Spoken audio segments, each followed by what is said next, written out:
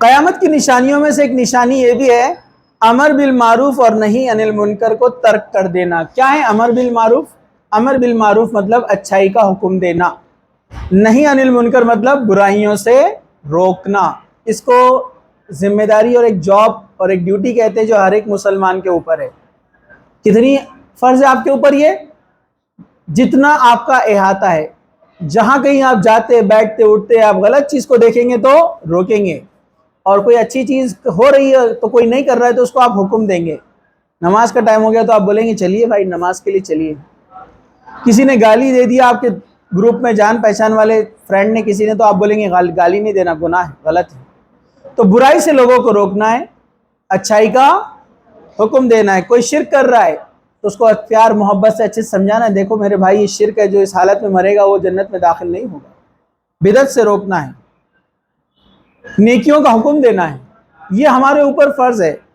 جب نہیں کریں گے تو قیامت آئیں گی۔ دیکھیے حضرت عبداللہ ابن عمر رضی اللہ عنہ سے روایت ہے کہ رسول اکرم صلی اللہ علیہ وسلم نے فرمایا بہت جلد ایسا وقت آئے گا کہ نیک لوگ اٹھا لیے جائیں گے اور صرف برے لوگ ہی باقی رہ جائیں گے، وعدہ اور امانت خلط ملط کر دیے جائیں گے، لوگ بالکل بگڑ جائیں گے، اچھے اور برے لوگ آپس میں گھل مل جائیں گے۔ آپ صلی اللہ علیہ وسلم نے اپنی دونوں ہاتھوں کی انگلیوں کو ملا کر کہا کہ اچھے اور برے لوگ ایک جیسے ہو جائیں گے۔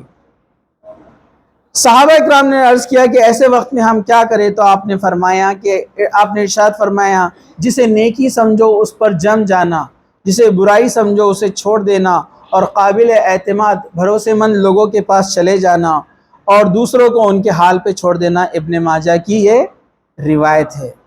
تو برائیوں کو روکنا اور اچھائی کا حکم دینا یہ ہمارے اوپر ضروری ہے، ورنہ ایسا نہیں کیا تو قیامت آئیں گی۔ یہاں پر بتایا جا رہا ہے جب انسان ایسا کرنا بند کر دے گا تو کیا آ جائیں گی؟ قیامت آ جائیں گی۔ اس لیے تو سورہ آل عمران میں اللہ تعالیٰ نے کیا کہا؟ کیا فرمایا اللہ تعالیٰ نے؟ تم بہترین امت ہو۔ ہم کو کہا مسلمانوں کو اللہ تعالیٰ نے کیا کہا؟ تم بہترین امت ہو، خیر امت کہا اللہ تعالیٰ نے ہم کو۔ اخرجت للناس، تم نکالی گئی ہو، چنی گئی ہو، تم سلیکٹڈ لوگ ہو، عام انسان نہیں ہے تم۔ مسلمانوں کو کیا کہا اللہ تعالیٰ نے؟ اخرجت للناس، تم کو نکالا گیا ہے، اسپیشل چوز کیا گیا ہے۔ کیوں چوز کیا گیا ہے؟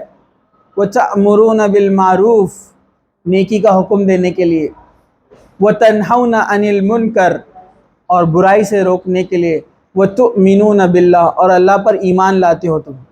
تم لوگوں کو اچھائی کا حکم دیتے ہو، برائی سے روکتے ہو، اللہ پر ایمان لاتے ہو، اس لیے خیر امت ہے۔